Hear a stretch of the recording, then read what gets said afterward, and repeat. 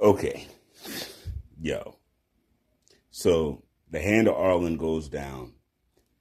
Coon sees uh, the FUD candidate, who is Bam, but he don't know that it's Bam or Bomb. Pardon me. And all of this is going down. His teammates are getting messed up.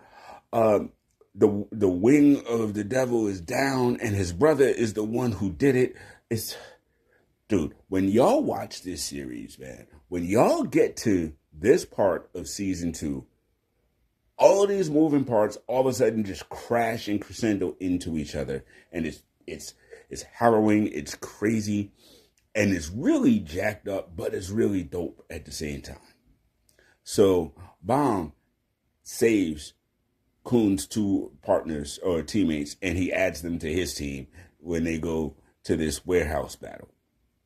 Conversely, Coon finds essentially Bomb's crew that was looking for him and the Lord Devil, as they call him, and so he ends up on their side, and now the quote unquote guide has told him join them and beat